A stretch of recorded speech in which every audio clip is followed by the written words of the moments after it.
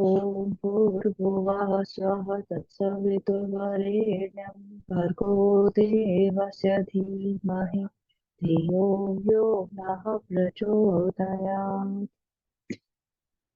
ओम गुरुब्रह्मा गुरुर्विष्णु गुरुरेव महेश्वरा गुरुरेव परब्रह्म तस्मै श्री गुरुवे नमः। तस्मै श्री गुरुवे नमः। हम लोग आगे बढ़ते हैं। अध्याय 6। लगभग 1 वर्ष तक कामरपुकुर में रहने के बाद भक्तों की व्याकुल प्रार्थना से सन 1888 के मई महीने में श्री मां ने कलकत्ते के बलराम भवन में पदार्पण किया। भक्तों ने अब श्री मां को एक नवीन वातावरण में ठाकुर के जीवंत प्रतीक रूप में पाया। श्री रामकृष्ण के देह त्याग से भक्तों के हृदय में जो शून्यता छाई हुई थी, उसकी पूर्ति के निमित्त उस समय से श्री मां को सब प्रकार से विशेष संलग्न होना पड़ा। कृपा रूप से, शांति और आनंद रूप से, प्रेम गंगा रूप से उनके जीवन में ईश्वरीय भाव का विकास भी तभी से प्रारंभ हुआ।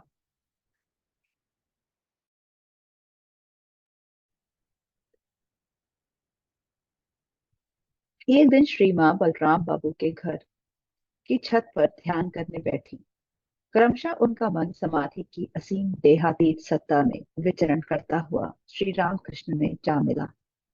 बहुत देर बाद वह जीव भूमि में उतरा, तब बड़े कष्ट से श्री मां को देह बोध हुआ था। बाद में उन्होंने योगिन मां से युक्त समाधि की अनुभूति के संबंध में कहा, मैंने देखा, मैं कहीं चली आई हूँ, वहां सब लोग मेरा कितना सेवा सत्कार कर रहे हैं। ठाकुर भी वहां विद्यमान थे। बड़े आदर पूर्वक उन लोगों ने मुझे उनकी बगल में बिठाया। आहा, कैसा अपूर्व आनंद था वह, कह नहीं सकती। कुछ होश होते हुए भी मैंने देखा कि मेरा शरीर पड़ा हुआ है। तब मैं सोचने लगी कि इस दूषित शरीर में मैं किस प्रकार जाऊं। उसमें फिर से घुसने की मुझे तनिक भी इच्छा नहीं हो रही थी। बहुत देर बाद उसमें मैं घुस सकी, तब कहीं शरीर में चेतना आई। चिन्मय स्वरूप में अवस्थित न रहकर जीव कल्याण के लिए उन्हें अभी इस जीव देह में रहना होगा, इस बात का संकेत युक्त दर्शन से उनके मन में दृढ़ भूल हो चुका था। श्री मां की गंगा जी के प्रति भक्ति असाधारण थी। इसलिए भक्तों ने गंगा के पश्चिम किनारे पर अवस्थित बेलूर गांव में, ठीक गंगा जी के तट पर, वर्तमान बेलूर मठ के निकटवर्ती नीलांबर मुखर्जी का उद्यान भवन उनके रहने के लिए किराए पर ले लिया। बलराम भवन में 15 दिन रहने के बाद श्री मां बेलूर आई। साथ में उनकी दोनों सखियां योगेन मां और गोलाब मां भी थी। सेवा कार्य की देख रेख के लिए स्वामी योगानंद जी भी वहां गए। पवित्र गंगा तट पर निवास करने से श्री मां के हृदय में एक अपूर्व दिव्य उल्लास छाया रहता था। वे अधिकांश समय ध्यान चिंतन में बिताती थीं। एक दिन सायंकाल के बाद श्री मां छत पर बैठकर ध्यान कर रही थीं। उनके समीप गोलाब मां और योगेन मां भी उपस्थित थी। श्री मां का मन क्रमशः निर्विकल्प भूमि में उपस्थित हुआ। निस्पंद हो वे गहरी समाधि में मग्न हो गई।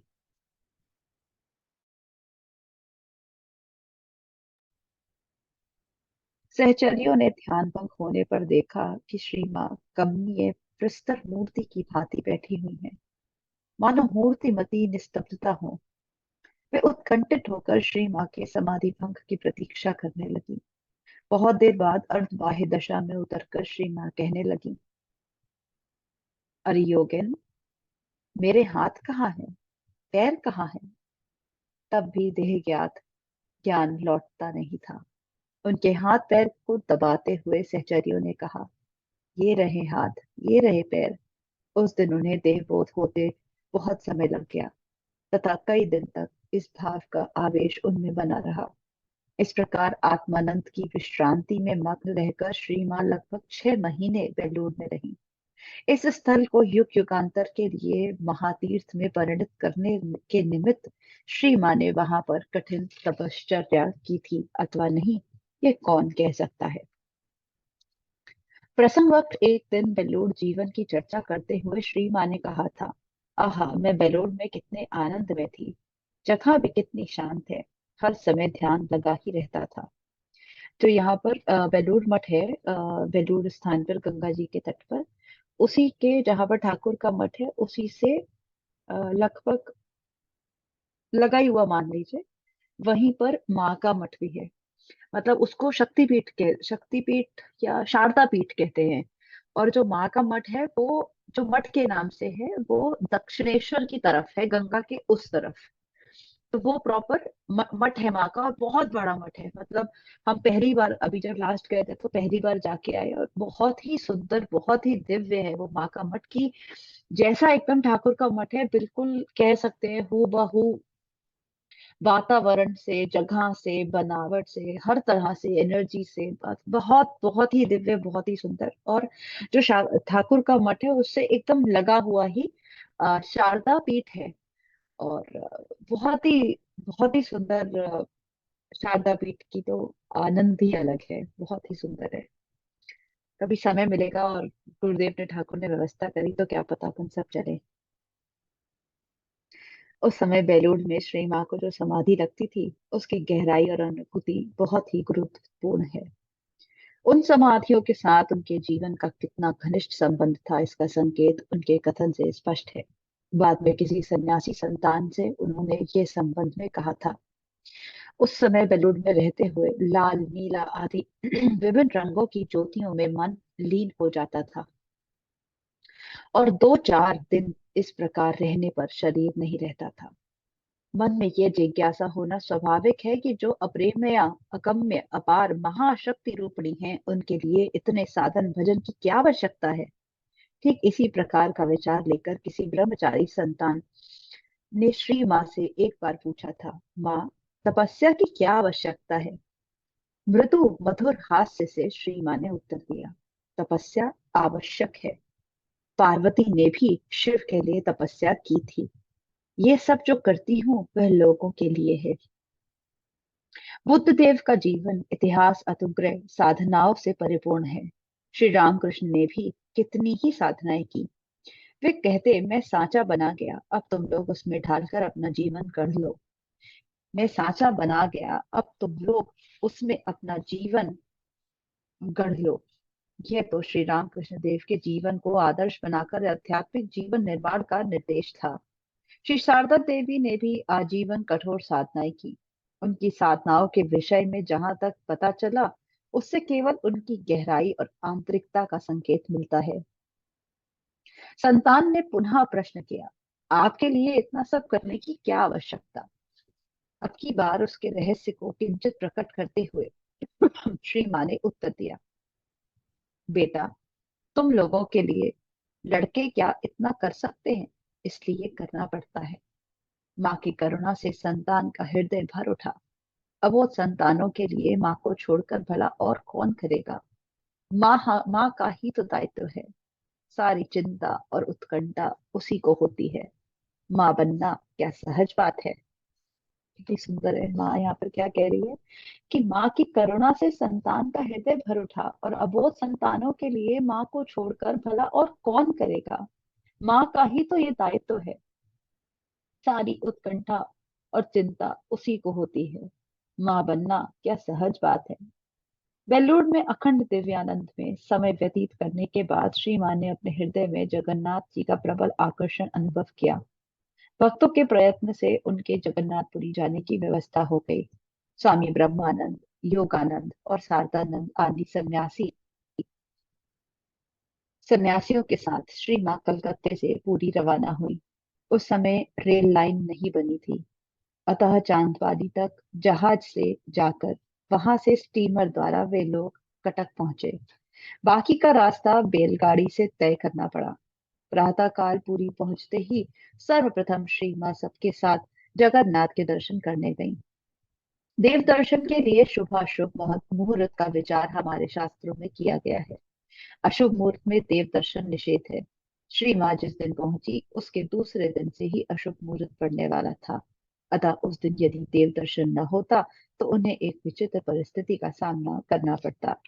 श्री माँ शास्त्रीय निर्देशों को विशेष रूप से मानती थी, यहाँ तक कि छींक तथा अन्यान्य शकुनों शकुनों का भी पूर्ण ध्यान रखती थी।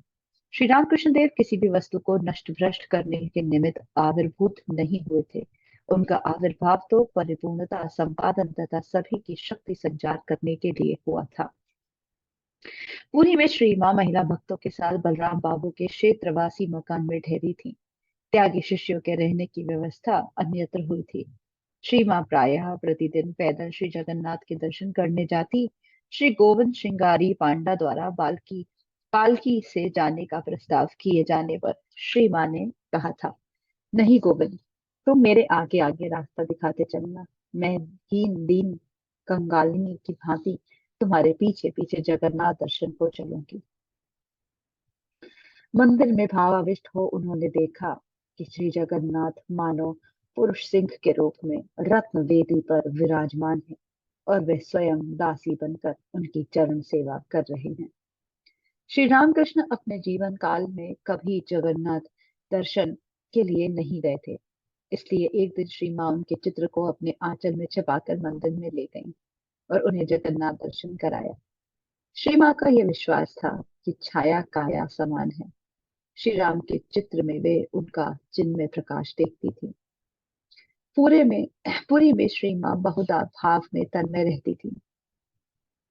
लक्ष्मी देवी के मंदिर में वे बहुत देर तक ध्यानमग्न दशा में बैठी रहती थी। जगन्नाथ क्षेत्र में उनको एक बहुत ही महत्वपूर्ण दिव्य दर्शन मिला था। जगन्नाथ की मूर्ति के संबंध में किसी भक्त द्वारा पूछे जाने पर उन्होंने कहा था कि पर मैं तो शिव मूर्ति देखी थी। नहीं, केवल शिव मूर्ति, शिवलिंग। 1 लाख शालग्राम की वेदी पर जगन्नाथ शिव विराजमान है, विमला देवी है। महाअष्टमी की रात में बलिदान होता है। विमला तो दुर्गा ही है ना, तो फिर शिव तो रहेंगे ही।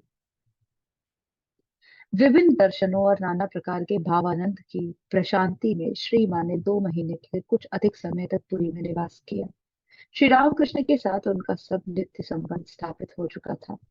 श्री शारदा देवी को अपने अंदर ऐसे प्रेम प्रवाह का पता लग चुका था जिसमें न विरह था न अवसाद थी केवल पूर्णता और पूर्ण तन्मयता।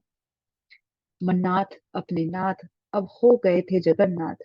सारी चेतना, सारे अस्तित्व में एकमात्र ठाकुर ही दिखाई देते थे। अब उन दोनों में चिरमिलन हो गया था। विच्छेद का व्यवधान असीम आत्मानंद में लीन हो गया था। श्री माँ के अंदर श्री रामकृष्ण का ये प्रकाश बहुत ही सुंदर था। विभिन्न छंदों में, शास्त्रीय शैली में, प्रेम, पवित्रता, संतोष, शक्ति, भक्ति, मुक्ति और कृपा रूप से उनका प्रकाश हुआ था। तभी तो इतनी निर्विचार दया थी, इतना सौजन्य था। श्री माँ के हृदय में जीव कल्याण रूप से दया मूर्ति श्री रामकृष्ण का अब आविर्भाव हुआ था। तभी तो योग्य अयोग्य का विचार किए बिना ही वे जीवोद्धार करने लगी। श्री माँ स्वयं कहती थी, दयावश होकर मुझे मंत्र देना पड़ता है। दीक्षा के लिए व्याकुल होकर जब कोई रोने लगता है तब उसे देखकर मुझे दया आती है। कृपा के वेश हो तो मैं मंत्र दे बैठती हूँ, नहीं तो मुझे क्या ही लाभ। दीक्षा देने से शिष्य का पाप लेना पड़ता है। सोचती हूँ शरीर तो एक दिन जाएगा ही, सो इनका कुछ भला ही हो जाए। किसी आश्रित संतान की मनोव्यथा देखकर पराभय उपरा श्री माँ करुणातार्थ हो मुझे कहने लगी, डर किस बात का है बेटा? सदा ये ध्यान रखना कि ठाकुर तुम्हारे पीछे हैं। सदा ये ध्यान रखना कि ठाकुर तुम्हारे पीछे हैं। मैं हूं, मुझ माँ के रहते भय क्या। ठाकुर तो स्वयं कह गए हैं, जो कोई तुम्हारे पास आएगा उसके अंतिम समय में आकर उसे उसे हाथ पकड़कर साथ ले जाऊंगा। चाहे जो इच्छा हो करो, जैसी इच्छा हो चलो, पर ठाकुर को अंतिम समय तुम लोगों को लेने के लिए तो आना ही पड़ेगा। आश्रित जनों के कर्ण पटलों में मेघ गंभीर नाद से ध्वनित हो उठती है श्री माँ की यह अभय वाणी। मुझ माँ के रहते है क्या, मुझ माँ के रहते है क्या। श्री माँ क्रमशः इस तत्व को समझने लगी कि श्री राम कृष्ण क्यों पहले देह त्याग कर चले गए। वे अब अपने रहने के प्रयोजन की पूर्ति साधना में धीरे धीरे प्रवृत्त होने लगी। किसी भक्त ने एक दिन उनसे पूछा, माँ, अन्यान अवतारों ने अपनी अपनी शक्तियों के अंतर्हित होने के बाद अपना शरीर छोड़ा, पर इस बार आपको छोड़ ठाकुर पहले ही क्यों चले गए? श्री माँ ने उत्तर दिया, बेटा, ये तो तुमको मालूम ही होगा कि संसार के प्रत्येक व्यक्ति के प्रति उनका मातृभाव था। दुनिया में उसी मातृभाव के विकास के लिए वे मुझे छोड़ गए। दुनिया में, संसार में मातृभाव का विकास, प्रेम का विकास करने के लिए ठाकुर माँ को पीछे छोड़ गए। श्री रामकृष्ण ने जिस प्रकार सामान्य दो चार युक्तियों में अपने स्वरूप का संकेत दिया था, उसी प्रकार उनके साधारण दो एक कार्यों और बातों से ही उनकी लीला सहचरी का भी स्वरूप प्रकट है। उनके द्वारा ही उन्होंने शारदा देवी को और जगत की दृष्टि आकर्षित की थी। अन्यथा शारदा देवी अधिक से अधिक एक आदर्श नारी अथवा उच्च कोटि की साधिका व सिद्ध महिला के रूप में ही परिचित हो पाती। स्वयं शक्ति रूपणी श्री माँ ने अपने स्वरूप को महाशक्ति के प्रभाव से आच्छादित कर रखा था। उस आवरण को हटाना मानव शक्ति के लिए संभव नहीं था। उनके गुप्त लीला रहस्य भी उन्हीं की कृपा से कदाचित ही किसी भाग्यवान की दृष्टि गोचर हो पाए थे। श्री माँ अपना प्रचार करने के निमित्त आविर्भूत नहीं हुई थी, और ना उनका आगमन किसी नवीन साधन मार्ग को प्रदर्शित करने के लिए ही हुआ था। वे तो युग प्रयोजन की पूर्ति के लिए युगावतार के जीव त्राण रूप महान कार्य की पूर्णता के निमित्त युगावतार की सहचरी के रूप में आई थी।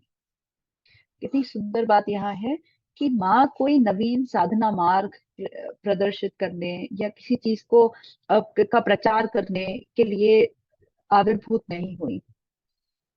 वे सिर्फ इस युग को युग प्रयोजन की पूर्ति के लिए युगावतार के जीव त्राण रूप महान कार्य की पूर्णता के निमित्त युगावतार की सहचरी के रूप में आई थी। पुरी से कलकत्ता लौटकर लगभग 3 सप्ताह बाद श्री माँ विवेकानंद, प्रेमानंद तथा मास्टर एम आदि के साथ प्रेमानंद की जन्मभूमि औटपुर गई। वहां 1 सप्ताह रहने के बाद मास्टर आदि के साथ तारकेश्वर के रास्ते बैलगाड़ी से कामरपुकुर आई। इस बार भी श्री माँ वहां 1 वर्ष से अधिक समय तक रही। भक्तगण भी उनके दर्शनार्थ बीच बीच में वहां आने जाने लगे। युगावतार श्री रामकृष्ण की पवित्र जन्मभूमि महातीर्थ कामरपुकुर अमृतमयी श्री माँ की उपस्थिति से भक्तों के लिए और भी अधिक आकर्षक हो उठी। इधर कलकत्ते के बहुत से भक्त श्री माँ से कलकत्ता पधारने की विशेष प्रार्थना करने लगे। फलस्वरूप माँ को पुनः कलकत्ते में पदार्पण करना पड़ा। श्री रामकृष्ण ने अपनी माता के देहांत के बाद श्री माँ से गया के विष्णु पादपदों में उनके निमित्त पिंड दान करने का आदेश दिया था। इस पर श्री माँ ने कहा, पुत्र के रहते मैं कैसे पिंडदान कर सकती हूँ? यह सुनकर श्री रामकृष्ण बोले, सो होगा सो होगा। मेरा वहां जाना क्या संभव है? वहां जाने पर फिर क्या मैं लौट सकूंगा? ये सुनते ही आशंकित हो श्री माँ कह उठी, तो फिर जाने की कोई आवश्यकता नहीं है।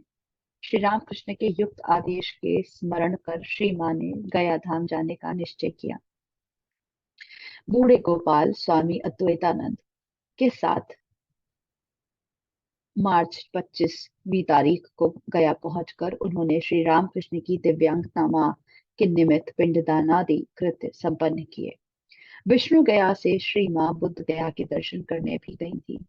उस संबंध में उन्होंने कहा था, बुद्ध गया का मठ, वहां की इतनी चीजें और मठ में रहने वालों की सुख सुविधाओं को देखकर मैं रोती थी और ठाकुर से प्रार्थना करती।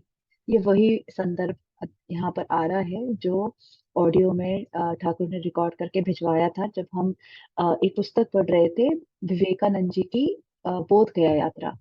और उसका जो अंतिम पृष्ठ था, अंतिम जो उसका एक पेज था, उसमें बिल्कुल यही संदर्भ चल रहा है कि जब माँ जो है बोध गया जाती हैं और वहां पर वो हिंदू मठ देखती हैं, तो उस मठ को देख करके ठाकुर से प्रार्थना करती हैं कि ऐसा ही एक मठ मेरे बच्चों के लिए भी बनना चाहिए, कि वो उनके रहने की एक जगह हो सके और वो घर घर की दर दर की ठोकरें ना खाएं। और क्या वो पूरा जीवन यहाँ से वहां भटकते रहेंगे अपने रहने खाने की व्यवस्था करने के लिए। तो उसी संदर्भ को यहाँ दोबारा पढ़ने का प्रयास करते हैं। ठाकुर मेरे बच्चों के रहने का न तो कोई स्थान है और न उनके खाने पीने की कोई व्यवस्था है। वे द्वार द्वार घूमते रहते हैं। उनके रहने के लिए यदि इस प्रकार का कोई स्थान होता, आखिर ठाकुर की इच्छा से तो मठ स्थापित हुआ। इसी संबंध में चर्चा करते हुए श्री माँ ने कहा था। एक दिन नरेन ने आकर मुझसे कहा, माँ अभी मैं ठाकुर के निमित्त 108 बेलपत्तों की आहुति दे आया, जिससे मठ की एक जमीन हो जाए। कर्म कभी विफल नहीं जाएगा, एक दिन जमीन होगी ही। नरेन की बातें कहते कहते श्री माँ के हृदय में अतीत की स्मृतियां जागृत हो उठी। रात्रि के भोजन के बाद एक सेवक ने ऊपर पहुंचकर माँ को कहते हुए सुना, नरेन ने कहा था, माँ आजकल मेरे सामने से सब कुछ उड़ा जा रहा है। मैं बोली, देखना कहीं मुझे भी उड़ा न देना। उसने कहा, माँ तुमको उड़ा देने पर मेरी गति क्या होगी। जो ज्ञान गुरु पादपदों में को उड़ा देता है वह तो अज्ञान है। गुरु के श्री चरणों को उड़ा देने पर ज्ञान ठहरेगा क्या। तदंतर श्री माँ ज्ञान के असली स्वरूप को व्यक्त करती हुई बोली, ज्ञान होने पर ईश्वर आदि सब उड़ जाते हैं। अंत में देखता है सर्वत्र एकमात्र माँ ही है। सब कुछ मिलकर एक हो जाता है। बस यही तो सीधी साधी बात है। कितनी सुंदर बात है। माँ क्या कह रही है यहाँ पे।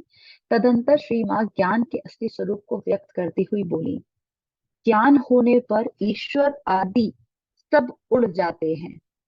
अंत में देखता है सर्वत्र एकमात्र माँ है। सब कुछ मिलकर एक हो जाता, बस यही तो सीधी सादी बात है। काशीपुर में अंतिम बीमारी के समय श्री रामकृष्ण ने त्यागी संतानों को लेकर त्यागी संघ की स्थापना की थी। उनके लीला संवरण के बाद युक्त संघ के सुसंगत संचालन, स्थायित्व और प्रचार के संघ शक्ति रूपणी श्री माँ की देन कितनी थी। तथा श्री रामकृष्ण की त्यागी संतानों ने संघ अधिष्ठात्री देवी श्री शारदा देवी पर संघ के विशिष्ट कार्यों एवं अपने व्यक्तिगत आध्यात्मिक जीवन को किस प्रकार सौंपा था, इसकी संक्षिप्त आलोचना हम यह अन्यत्र करेंगे। इस विषय पर प्रकाश डालने के लिए हम यहाँ पर श्री माँ के निम्नलिखित कथनों को अधिकृत करना चाहते हैं।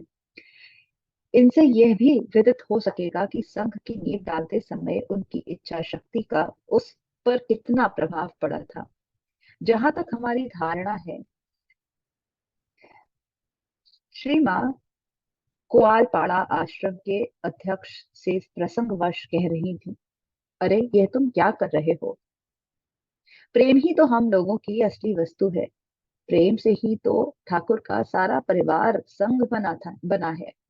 आहा, इसके संस्थापन के लिए ठाकुर के पास रो रो कर मैंने प्रार्थना की है, तभी तो आज ये सब मठ आदि दिख पड़ते हैं। उनके शरीर छोड़ने के बाद संतानों ने संसार त्याग दिया और सब सब स्वतंत्र रूप से अलग अलग होकर इधर उधर घूमने लगे।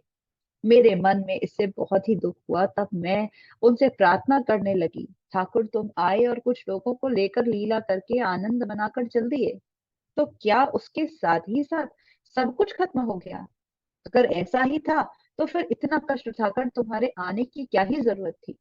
वाराणसी और वृंदावन में मैंने अनेक साधु संत देखे हैं जो भिक्षा मांगकर खाते हैं और वृक्ष के नीचे पड़े रहते हैं।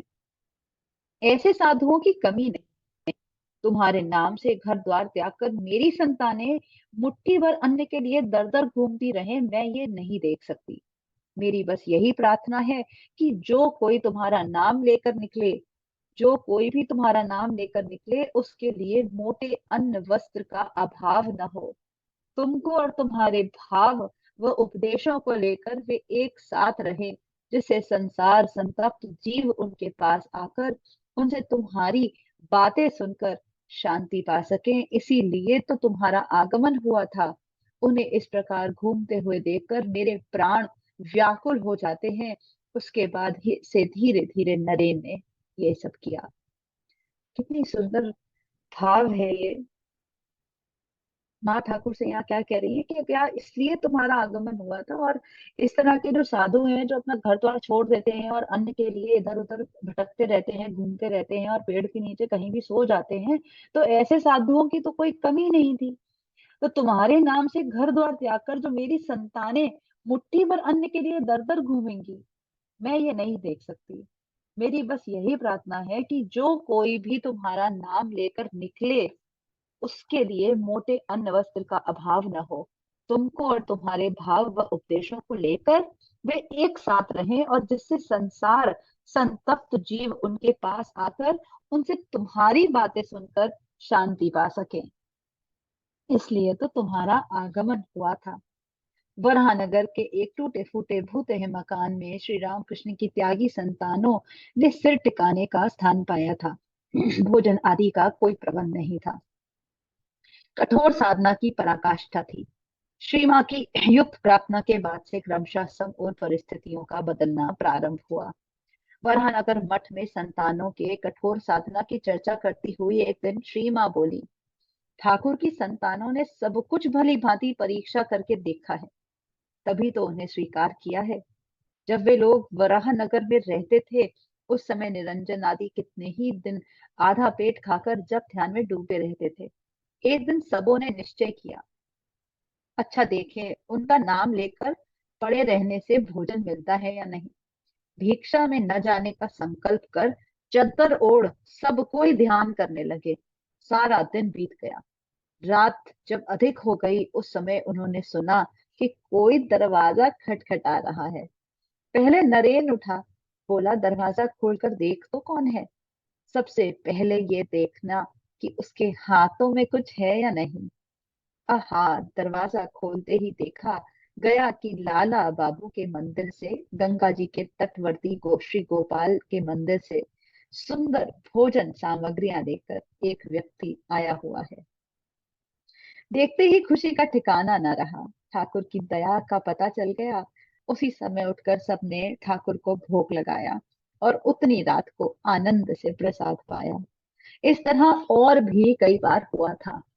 इसी प्रसंग में वह पुनः कहने लगी, अभी जो तुम्हारे महाराज स्वामी ब्रह्मानंद है ना, मेरे उस रखाल को भी कितने दिन भात की हांडी मांझनी पड़ी थी। गया से लौटकर श्री माँ कलकत्ते में कुछ दिन मास्टर के मकान में रही। इधर श्री रामकृष्ण देव के परम भक्त बलराम बसु का अंतिम काल उपस्थित हुआ। उनके प्रति श्री रामकृष्ण की असीम करुणा की बात का स्मरण कर श्री माँ बलराम भवन आई। बलराम बाबू की आत्मा ने देह पिंजर को त्याग कर आनंदमय लोक को महाप्रयाण किया। शोक संतप्त भक्त परिवार को संतावना और शक्ति प्रदान करने के लिए श्री माँ और भी कुछ दिन वहां रह गईं। श्री माँ के रहने के लिए भक्तों ने बेलूर के घुशुंडी नामक अंचल में एक मकान किराए पर ले रखा था। जेठ के महीने में घुशनी शमशान के निकटवर्ती उस किराए के मकान में श्री माँ लगभग 4 महीने रही थी। इसी समय स्वामी विवेकानंद के प्राण सुदूर के अज्ञात आवाहन से व्याकुल हो उठे। उन्होंने दीर्घ काल के लिए परिव्राजक जीवन अवलंबन करने का निश्चय किया। यात्रा करने से पूर्व उस समय उस मकान में पहुंचकर श्री माँ को प्रणाम करते हुए वे बोले, माँ, यदि यथार्थ में मैं मनुष्य बन सका, अभी वापस आऊंगा, नहीं तो यही अंतिम दर्शन है। श्री माँ ने कोमल कंठ से कहा, ये क्या? अपने को संभाल कर तत्क्षण विवेकानंद जी बोले, नहीं नहीं, आपके आशीर्वाद से मैं जल्दी ही लौटूंगा। श्री माँ की दिव्य दृष्टि के सम्मुख नरेन का भूत, भविष्य और वर्तमान स्पष्ट रूप से झलक उठा। उन्होंने हृदय से आशीर्वाद दिया। श्री माँ का स्नेहपूर्ण शांतिमय आशीर्वाद पाकर परितृप्त हृदय से स्वामी जी भारत एवं समग्र जगत के कल्याण कर महान कार्य के लिए निकल पड़े। उनके कंठ में विदा का स्वर झंकृत हो उठा। जाते समय वीणा पाणी को उन्होंने मधुर संगीत सुनाकर परितृप्त किया। जैसे श्री रामकृष्ण नरेंद्र का संगीत सुनकर विहल हो जाते थे, उसी कहते नरेंद्र का गाना सुनकर इस शरीर के अंदर रहने वाला अपना फन उठाकर नाचने लगता है। उसी प्रकार श्री माँ भी नरेंद्र के संगीत से मुक्त हो जाती थी। एक दिन प्रसंगवश आवेगपूर्ण कंठ से श्री माँ ने कहा था, आहा, ठाकुर कितना सुंदर गाते थे। उनका स्वर कितना मधुर था। गाते समय ऐसा मालूम होने लगता था कि मानो वे स्वर लहरी पर तैर रहे हो। अभी तक मेरे कान में उनके भजन गूंज रहे हैं। अब जो गाने में सुनती हूँ वह सुनना पड़ता है, इसलिए सुन लेती हूँ। नरेन का स्वर भी कितना सुंदर था, पंचम में चढ़ा हुआ था। अमेरिका जाने के पहले कुशुंडी के मकान में मुझे भजन सुनाया गया। उस मकान को छोड़ने के कुछ दिन पहले श्री माँ को कठिन पेचिश की बीमारी हो गई। इसलिए उन्हें चिकित्सा के निमित्त वराहनगर के सौरेंद्र मोहन ठाकुर के किराए के मकान में लाया गया। वहां से वे कलकत्ते में बलराम भवन आई और दुर्गा पूजा के बाद कामरपुकुर होती हुई जयरामबटी पहुंची। उस बार युक्त दोनों स्थानों में वे बहुत दिन तक रही। आज हम लोग यही तक करते हैं।